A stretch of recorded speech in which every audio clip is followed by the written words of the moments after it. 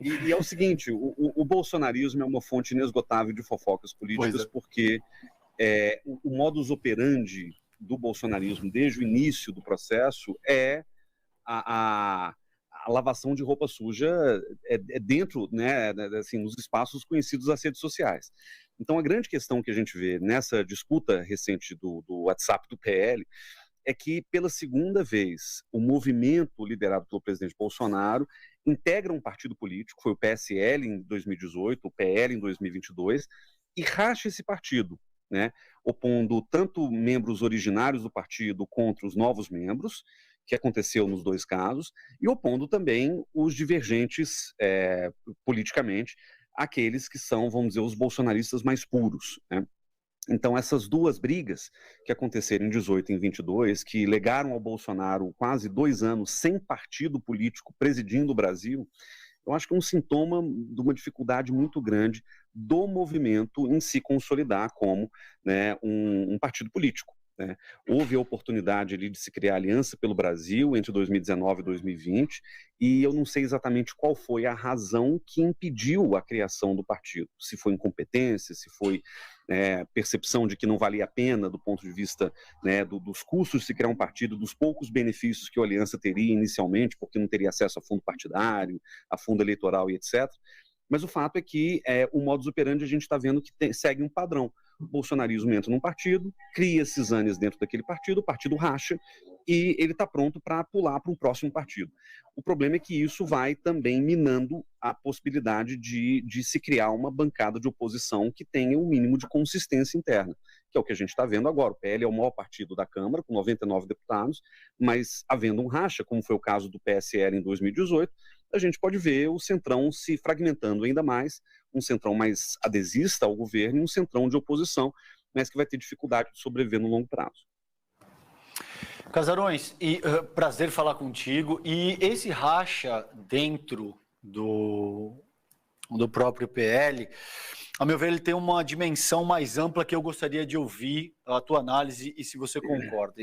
Até esse ponto, sobretudo com a ascensão do bolsonarismo em 2018, existia uma certa tensão dinâmica que caracterizava o jogo da nossa política institucional entre a esquerda, sobretudo com a figura do Lula, do Partido dos Trabalhadores, e o próprio bolsonarismo, então, na presidência da República. Com 6 meses de governo Lula e com essas conquistas importantes que foram feitas, principalmente aí considerando arcabouço fiscal, reforma tributária, CARF, tudo isso, o governo ganha um certo estofo, uma força, e essa equação passa a ter uma certa alteração no próprio paradigma, na forma como a nossa política institucional funciona. Você concorda com isso? Você discorda? Você avalia que esse racha dentro do PL não é tão significativo a ponto de alterar paradigmaticamente essa questão? Como é que você avalia isso? César, é um prazer estar falando contigo de novo, né? Eu acho que existem 2 questões aqui importantes. Primeiro, como o próprio representante do PL, cujo nome não me lembro exatamente, mas ele próprio comentou nessa briga do WhatsApp. Eu não sou nem de direita nem de esquerda, eu sou só conservador. Muito pelo contrário, né? Não sou nem de direita nem de esquerda, muito pelo contrário. Não, mas isso revela, né, para evocar, William, quando o Kassab criou o PSD, que ele falou que não era um partido nem de direita, nem de esquerda, nem de centro, eu acho que isso revela, em primeiro lugar, uma dimensão estrutural da política brasileira, que é a dificuldade de se colocar expressões partidárias em caixinhas ideológicas, né?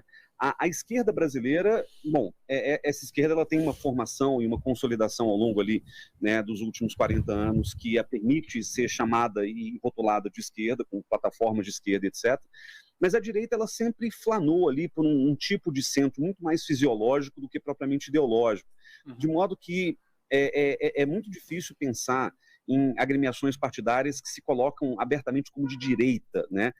Até pelo rescaldo da ditadura militar,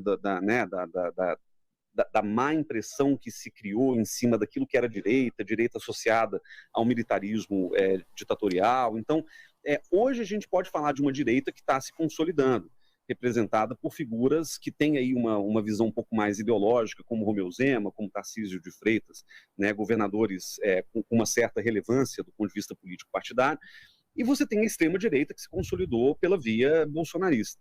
Então, o que ocorre hoje no Brasil, e aí voltando à questão que o César coloca, é que a extrema-direita ela criou uma lógica de polarização política no Brasil que não conseguiu se consolidar na dimensão político-institucional. Ela é muito mais um movimento de massa, ela é muito mais um movimento que representa um conjunto de ideias, às vezes difusas, né, conservadoras, liberais, religiosas, militaristas e assim por diante, mas nunca houve um partido para acolher de maneira absoluta esse conjunto de ideias. Então, a tensão que se coloca, essa tensão dinâmica a que o César se refere, é justamente entre um movimento de extrema-direita que não tem partido e partidos que até não tem problema em se classificarem como de direita, mas que não conseguem lidar com o radicalismo, com o extremismo desses grupos de extrema-direita que tentam, né, transformar esses partidos em hospedeiros e usá-los para poder se consolidar eleitoralmente. E aí a gente percebe o seguinte, o fisiologismo, que é um traço histórico, estrutural, de longa data da política brasileira, ele não consegue ser oposição de maneira absoluta. Então, a fala do Jordi, por exemplo, né, o PL se consolida como o maior partido de oposição no Brasil. Beleza, é um partido de oposição, mas que volta e meia vai para a situação quando percebe que há ganhos possíveis, potenciais ali. Né? Então, também eu não vejo o PL como um partido absolutamente de oposição. Nunca foi, né? Se a gente pensar na trajetória do PL nesses últimos 25, 30 anos. Então, eu acho que essa é a grande tensão que se coloca. E uma outra coisa que eu acho importante complementar é que o bolsonarismo ele teve uma estratégia que funcionou do ponto de vista eleitoral, mas é um problema real do ponto de vista da governabilidade, que é se espraiar por vários partidos políticos. O PL foi a grande legenda em que o bolsonarismo se ancorou, mas tem bolsonarista no Patriota, tem bolsonarista no Republicanos, tem bolsonarista no PP, e isso gera um problema, porque o Tarcísio, por exemplo, que saiu escoltado da última reunião em que ele fez uma defesa da reforma tributária, o Tarcísio é do Republicanos, ele não é do PL. Né? Então, essa possibilidade de rachaduras internas também dentro do movimento bolsonarista nas linhas partidárias gera um desafio adicional para o bolsonarismo se consolidar no ponto de vista político-institucional. O que, para nós, César, é uma ótima notícia, pensando que, né, um dos grandes desafios do combate à extrema-direita é combatê-lo no plano político-institucional, mas também isso gera um elemento de bagunça no sistema político brasileiro, que é problemático em todos os sentidos.